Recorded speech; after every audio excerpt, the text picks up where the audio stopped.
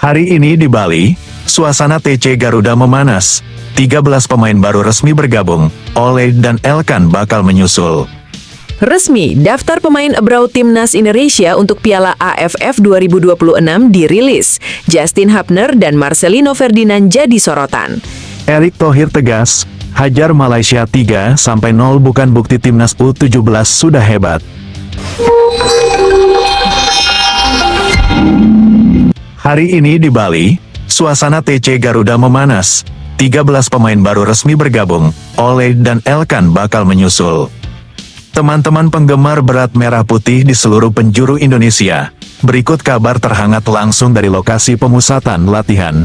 Pemusatan latihan atau TC Timnas Indonesia jelang Piala AFF 2026 kini sudah berjalan 3 hari penuh di Bali, dan suasana di sana semakin memanas, semakin seru, serta penuh kejutan yang membuat kita makin tidak sabar menanti hari pertandingan.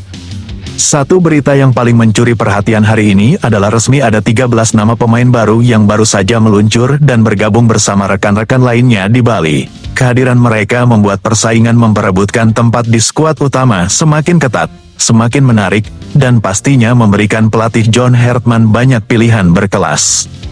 Fasilitas berstandar internasional, dukungan penuh untuk fokus latihan.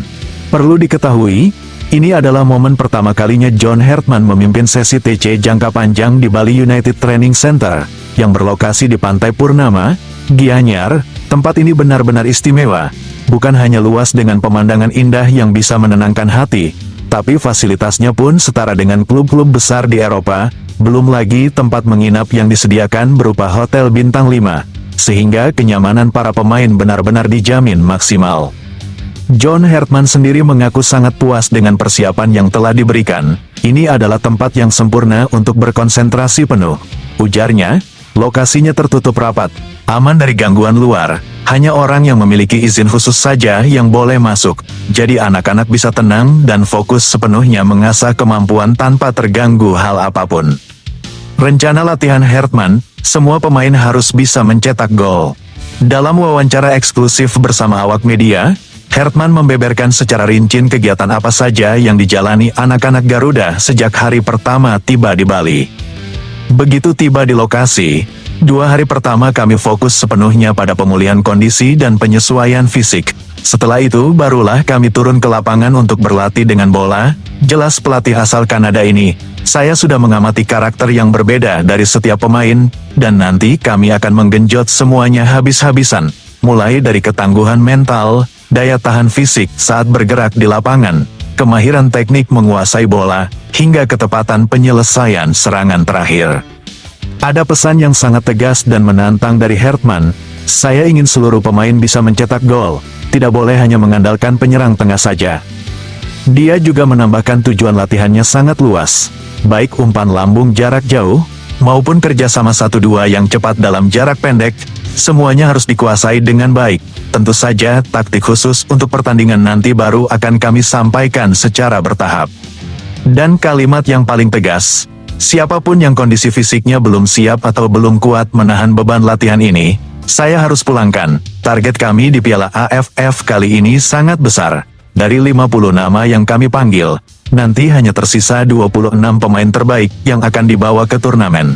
Sisanya akan pulang atau dialihkan untuk memperkuat timnas U20. Tidak ada pemain titipan, 13 nama ini adalah pilihan murni Hartman. Hal yang paling membuat kita bangga dan semakin percaya diri adalah kehadiran 13 pemain baru ini sama sekali bukan karena usulan pihak lain, bukan pemain titipan, melainkan keputusan mutlak satu-satunya dari John Hartman sendiri. Hal ini ditegaskan langsung oleh Ketua Badan Tim Nasional, Sumarji. Pak John sangat selektif dan ketat dalam memilih pemain untuk Piala AFF kali ini. Dia menolak tegas usulan atau titipan nama dari pihak manapun. Buktinya saja, biasanya Persib Bandung hanya dipanggil sedikit pemain. Kali ini ada 11 pemain dari Persib yang ikut seleksi. Itu bukti nyata dia memilih berdasarkan kualitas semata. Sumarji juga menambahkan proses pemilihan ini dilakukan dengan sangat teliti. Awalnya kami siapkan dan sodorkan daftar sebanyak 150 nama pemain berpotensi. Tapi Pak John sendiri yang menyaringnya hingga tinggal 50 nama yang dipanggil ke Bali. Dan perlu diingat, Ke-13 pemain baru ini pun belum tentu aman masuk daftar 26 nama terakhir. Semuanya harus membuktikan kemampuan sungguhan di atas lapangan. Daftar 13 pemain baru yang resmi bergabung di Bali. Berikut deretan nama baru yang kini sudah bersiap berjuang membuktikan diri. Teja Paku Alam, Komang Teguh Kakang Rudianto. Pratama Arhan, pemain sayap andalan dengan lemparan jarak jauh yang mematikan. Dion Marks Adam Alistoni Firmansyah Victor Detan. Kadek Agung Taufik Rustam Mitchell Baker, pemain naturalisasi baru yang penuh potensi. Arhan Kakak Rahmat Arjuna. Beberapa nama besar belum hadir. Ole dan Elkan bakal menyusul. Perlu dipahami juga, masih ada beberapa nama besar yang untuk sementara belum bisa hadir langsung di Bali. Ada nama seperti Sandy Walsh, Ragnar Oratmangun, dan Justin Hubner yang kondisinya masih dalam proses pengurusan izin atau penyesuaian jadwal. Namun yang paling ditunggu-tunggu oleh semua orang adalah dua bintang andalan kita, Elkan Bagnot dan Ole Romeni, dipastikan bakal menyusul belakangan. Keduanya sudah dikonfirmasi akan bergabung, hanya saja sedikit terlambat karena masih menunggu izin resmi dari klub masing-masing yang saat ini sedang berlangsung kompetisinya. Bagaimana menurut kalian semua? Dengan persiapan yang sepadat ini, pelatih yang seketat ini, serta persaingan yang sehebat ini, apakah kalian semakin yakin timnas Indonesia akan tampil lebih dahsyat dari sebelumnya di Piala AFF 2026? Silakan tulis pendapat, dukungan, atau nama yang menurutmu paling layak masuk skuad akhir di kolom komentar. Jangan lupa bagikan berita ini ke sesama pendukung Garuda, dan terus berikan semangat tak henti-hentinya buat yang sedang berjuang di Bali.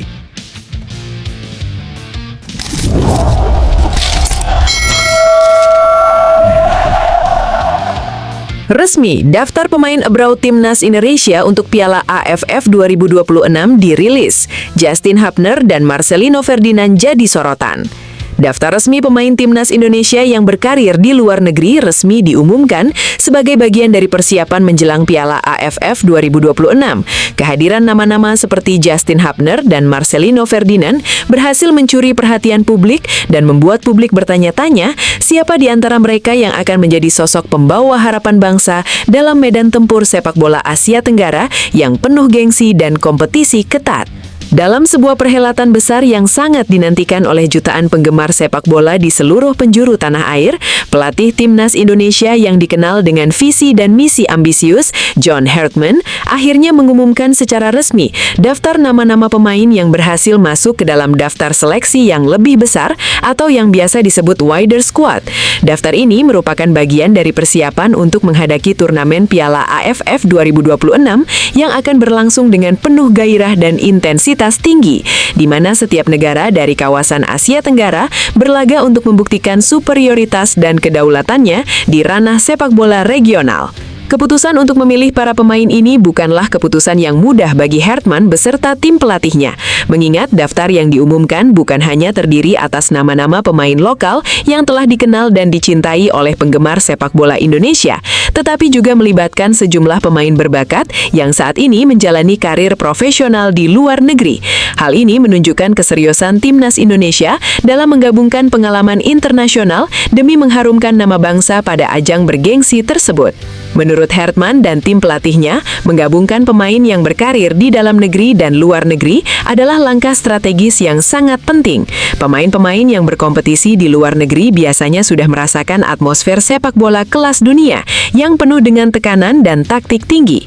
Dengan pengalaman tersebut, mereka dapat memberikan pengaruh yang signifikan dalam mengangkat kualitas permainan timnas Indonesia.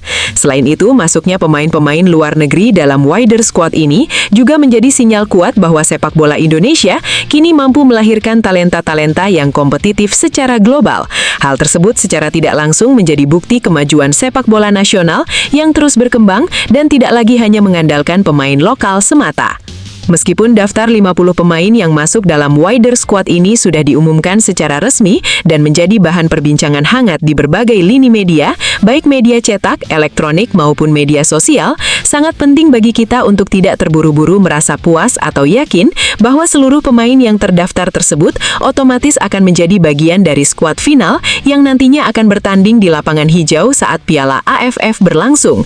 Pasalnya, sepil pemain yang telah masuk dalam wider squad ini masih harus menjalani proses seleksi yang ketat dan penuh tekanan, di mana mereka wajib menunjukkan performa terbaiknya selama masa pemusatan latihan bersama rekan-rekan satu timnya. Proses ini sangat menentukan karena pelatih dan staf kepelatihan harus cermat dalam menilai siapa pemain yang benar-benar layak untuk mendapat tempat di skuad utama sebagai wakil Indonesia. Seleksi ini mempertimbangkan tidak hanya kemampuan teknis, tetapi juga fisik, mental, serta kemampuan adaptasi terhadap strategi dan gaya bermain yang diinginkan oleh pelatih. Selain itu, masa pemusatan latihan yang akan dijalani para pemain merupakan periode yang sangat krusial. Selama sesi latihan intensif ini, pemain dihadapkan dengan berbagai tes fisik, simulasi pertandingan, dan evaluasi teknis yang mendalam untuk memastikan bahwa mereka siap berkompetisi di level tinggi. Tekanan yang dirasakan para pemain tidak hanya datang dari dalam diri mereka sendiri, tetapi juga dari harapan besar masyarakat dan para pendukung setia Timnas Indonesia. Kesiapan mental dalam menghadapi tekanan ini menjadi salah satu aspek penting yang membuat perbedaan antara pemain yang berhasil masuk skuad final dan yang tidak, karena pertandingan di Piala AFF nantinya akan berlangsung sangat kompetitif dan membutuhkan kekompakan serta ketangguhan dalam menghadapi segala situasi. Strategi yang diambil oleh John Hartman dan tim pelatihnya untuk memadukan pengalaman pemain senior dengan semangat dari talenta muda adalah salah satu formula jitu dalam menyusun tim yang solid dan kompetitif. Pilihan ini didasarkan pada pemahaman bahwa para pemain senior yang telah matang pengalaman dan memiliki jam terbang tinggi dapat menjadi pilar penting bagi tim, sekaligus mentransfer pengetahuan dan sikap profesional kepada para pemain muda. Wajah-wajah segar dari para pemain muda sendiri membawa energi baru yang sangat dibutuhkan, terutama dalam menciptakan atmosfer persaingan yang sehat di dalam tim.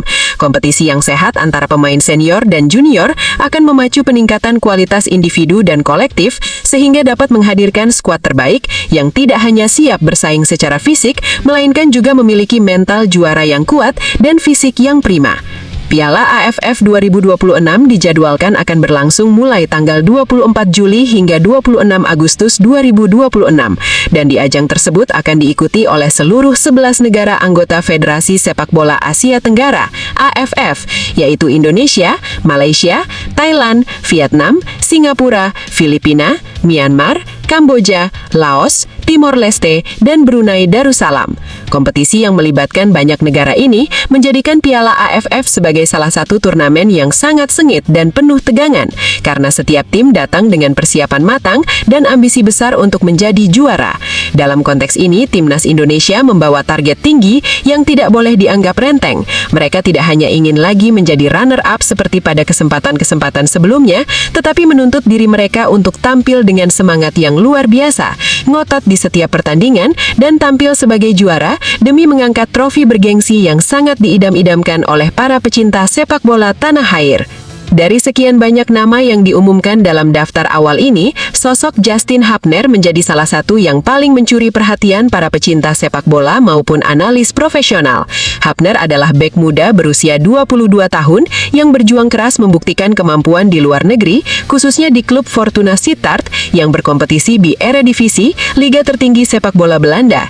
Meskipun status keikutsertaannya dalam tim nasional untuk saat ini masih belum jelas dan penuh tanda tanya, terutama karena ia sedang menjalani masa prasemusim di klubnya, keberadaannya dalam wider squad menjadi bukti bahwa Hartman tetap memberikan perhatian khusus dan tetap membuka peluang bagi pemain bertalenta ini. Keterlibatan Hapner bisa membawa keuntungan besar bagi tim karena kualitas teknis dan pengalamannya berlaga di Liga Eropa yang kuat diyakini akan membantu meningkatkan kemampuan seluruh skuad. Selain Justin Hapner, pelatih Hartman juga secara tegas memanggil Matthew Baker, seorang bek muda yang merupakan bintang masa depan asal Australia, namun telah memutuskan untuk membela Timnas Indonesia.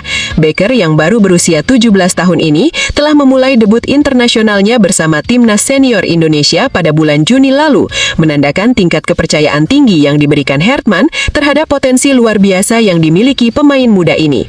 Pengalaman debutnya di level senior tentu memberikan peluang dan tantangan baru, di mana Baker harus beradaptasi dengan serius dan siap menghadapi tekanan dalam kompetisi sepak bola tingkat nasional dan internasional. Kehadiran Baker menunjukkan komitmen Hartman dalam mengembangkan regenerasi tim dengan memberikan ruang bagi talenta muda berprestasi untuk unjuk gigi dan berkontribusi.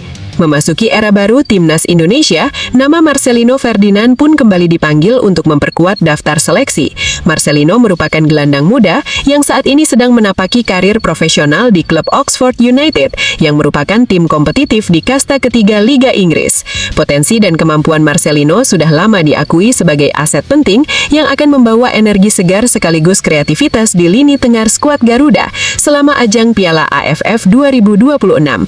Tidak sekedar menjadi pelengkap, hadirnya Marcelino diharapkan mampu menghadirkan inovasi dalam gaya permainan tim dan menjadi kunci sukses dalam meraih kemenangan berkat visi permainan dan daya cipta gol yang menjadi kelebihan utamanya.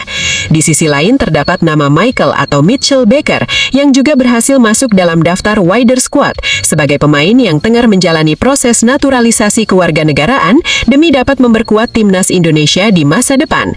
Kehadiran Michael adalah bukti bahwa pelatih Hartman dan staf kepelatihannya tidak segan memberikan kesempatan bagi pemain yang memiliki potensi bagus di luar negeri untuk memberikan nilai tambah bagi tim nasional.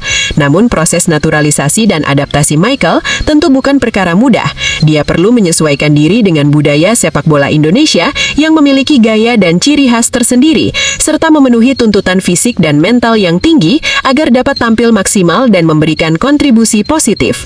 Di sisi lain terdapat nama Luke Vickery yang sebelumnya dianggap sebagai pendukung berpotensi di tim nasional, namun kini tidak masuk dalam daftar 50 pemain yang akan mengikuti persiapan Piala AFF 2026. Ketidakhadirannya memunculkan banyak pertanyaan dan spekulasi mengenai alasan mengapa keputusan ini diambil. Dugaan yang berkembang bisa saja terkait dengan faktor teknis seperti performa terakhir yang menurun.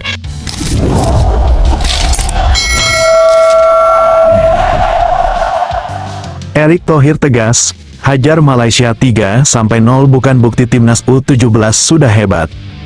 Ketua Umum Persatuan Sepak Bola Seluruh Indonesia, PSSI, Erick Thohir, dengan penuh ketegasan menyampaikan pandangannya bahwa kemenangan timnas Indonesia U17 atas Malaysia yang terjadi dalam pertandingan uji coba baru-baru ini sama sekali tidak dapat dijadikan sebagai tolok ukur keberhasilan yang sesungguhnya dalam dunia sepak bola nasional kita. Meskipun timnas Indonesia U17 mampu mengalahkan tim Malaysia dengan skor yang cukup telak, yaitu 3-0, pada laga persahabatan yang berlangsung di Stadion Manahan, Surakarta, pada hari Selasa tanggal 7 Juli tahun 2024, Erick berpendapat bahwa hasil mereka tersebut masih terlalu dangkal dan belum bisa memberikan gambaran utuh mengenai kemampuan dan potensi timnas U17 secara menyeluruh maupun jangka panjang. Lebih jauh lagi, Erick Thohir menekankan bahwa kemenangan dengan margin 3 gol atas tim Malaysia tersebut hanyalah sekadar hasil sementara yang belum menggambarkan kualitas pembinaan maupun progres yang signifikan dari sisi teknis dan strategis tim muda kita. Ia menjelaskan bahwa pelatih timnas Indonesia U17, David Nascimento, saat ini memang masih terbilang baru dalam menakodai tim dan sedang dalam masa adaptasi, sehingga hasil yang diperoleh belum bisa dijadikan rujukan utama atau ukuran keberhasilan yang harus dibanggakan secara berlebihan. Pendekatan Ernest tersebut lebih menonjolkan pentingnya proses jangka panjang yang harus dilalui, ketimbang menghabiskan energi untuk mengagung-agungkan hasil sementara yang mungkin tidak mencerminkan kemampuan stabil tim.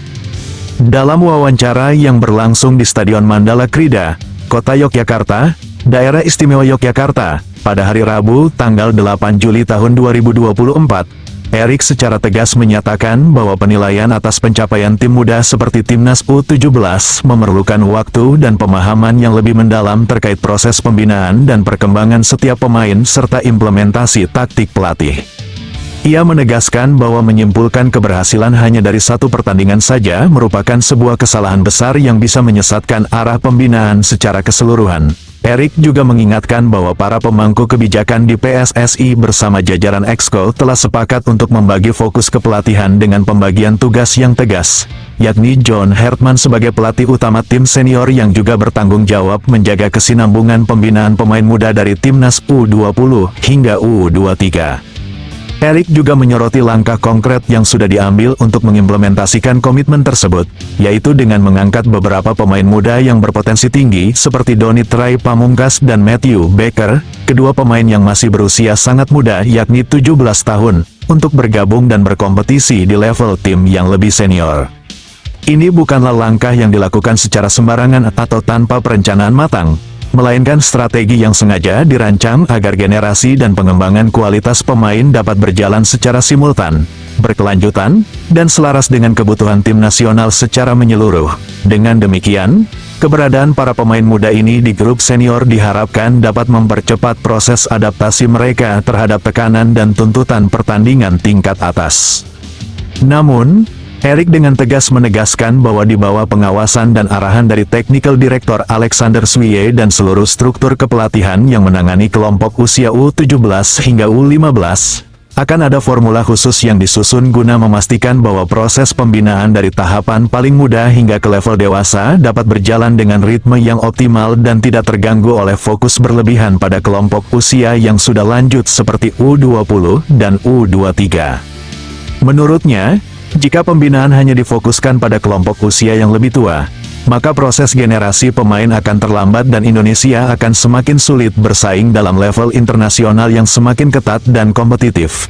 Erik memberikan pernyataan dengan tegas bahwa, kalau kita hanya fokus di level U20 dan U23, maka kita sudah terlambat untuk membangun kekuatan jangka panjang. Memandang dari sisi global, Erik mengungkapkan pandangan yang cukup keras terkait bagaimana dunia sepak bola modern kini telah menjadi arena yang sangat kompetitif dan menuntut setiap negara untuk membangun pondasi pemain sejak usia dini. Ia menyentuh fakta pahit bahwa secara konsisten, dominasi negara-negara Eropa dalam turnamen-turnamen sepak bola usia muda merupakan bukti nyata akan pentingnya pembinaan berjenjang yang sistematis dan terstruktur. Negara-negara Asia, termasuk Indonesia, masih jauh tertinggal dalam hal pengembangan pemain muda jika dibandingkan dengan standar yang ditetapkan oleh negara-negara Eropa. Erik menyoroti fakta bahwa dalam gelaran Piala Dunia usia muda, tim-tim dari Asia seringkali tidak mampu melaju jauh dan hampir selalu tersingkir lebih awal, sementara negara-negara Eropa justru mendominasi dengan penampilan yang sangat kuat dan stabil. Hal ini menimbulkan pertanyaan besar mengenai efektivitas pembinaan dan sistem sepak bola di Indonesia yang masih belum mampu menghasilkan talenta yang mampu bersaing di level dunia sejak usia muda. Erik dengan gelisah menyatakan bahwa fenomena ini merupakan peringatan keras bagi Indonesia bahwa tanpa pembinaan usia dini yang serius dan berkelanjutan, mustahil kita bisa bersaing di panggung internasional. Selanjutnya, Erik memberikan pesan yang sangat jelas dan tegas bahwa Indonesia harus segera mencontoh model pembinaan yang diterapkan oleh negara-negara maju di Asia, seperti Jepang, yang secara konsisten berhasil melahirkan pemain-pemain muda dengan kualitas tinggi dan mampu menembus kompetisi klub-klub elit Eropa. Jepang merupakan gambaran nyata dari bagaimana konsistensi dan investasi jangka panjang dalam pembinaan usia muda dapat membuahkan hasil positif yang berdampak kuat pada kualitas tim nasional mereka di masa depan. Dia mencontohkan bahwa banyak pemain Jepang yang masih muda kini telah berkarir di berbagai liga top Eropa, dan hal ini harus menjadi standar yang diperjuangkan oleh sepak bola Indonesia agar tidak terus tertinggal di belakang. Erik mengingatkan bahwa tanpa pola pembinaan yang mendalam dan investasi besar di kelompok umur belia, kesempatan Indonesia untuk mengirim pemain ke luar negeri atau bahkan bersaing dengan pemain asing dalam negeri akan sangat kecil. Sebagai bukti komitmen nyata, PSSI telah mempersiapkan dan sedang menjalankan program pembangunan pusat-pusat pelatihan yang akan berfungsi sebagai tempat pembinaan bagi tim nasional kelompok usia muda di berbagai daerah di seluruh Indonesia. Ini merupakan langkah strategis dan revolusioner yang membutuhkan waktu panjang, dedikasi total, serta dana memadai. Erik menjelaskan bahwa program ini merupakan investasi jangka panjang yang dirancang untuk membangun fondasi sepak bola nasional dari usia sangat muda, dengan target program berjalan selama 10 tahun ke depan agar hasil yang diperoleh dapat berkelanjutan dan berdampak signifikan. PSSI berencana memulai pembangunan pusat pelatihan tersebut dengan fokus utama terhadap kelompok usia U13 dan U15. Apalagi kini FIFA telah mengumumkan adanya turnamen dunia untuk kelompok umur U15 yang tentu menjadi arena persaingan dan ujian bagi setiap negara di dunia. Erik menegaskan bahwa dengan adanya kejuaraan dunia ini, seluruh negara pasti akan menggeber pembinaan kelompok umur muda secara maksimal dan serius. Indonesia harus segera mengikuti tren ini agar tidak semakin terpuruk dan tertinggal di dunia sepak bola internasional. Dalam penutup pernyataannya, Erik mengingatkan bahwa jika PSSI dan para pemangku kepentingan tidak segera dan total berinvestasi dalam pengembangan pembinaan kelompok umur yang lebih muda, sementara negara-negara lain sudah bergerak maju, maka kerugian besar dan keterpurukan pada masa depan sepak bola nasional Indonesia tidak dapat dihindari.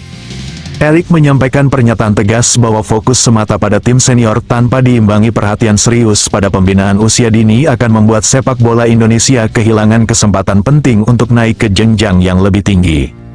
Dari keseluruhan paparan tersebut, dapat disimpulkan bahwa Erick Thohir menaruh perhatian besar terhadap perbaikan dan pembaharuan sistem pembinaan pemain muda agar Indonesia tidak terus tertinggal dan gagal bersaing di level dunia.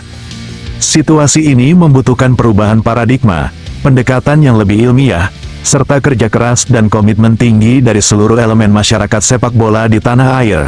Hanya dengan cara ini, harapan untuk membawa sepak bola Indonesia menjadi lebih berprestasi dan menembus panggung internasional dapat terwujud secara nyata di masa mendatang.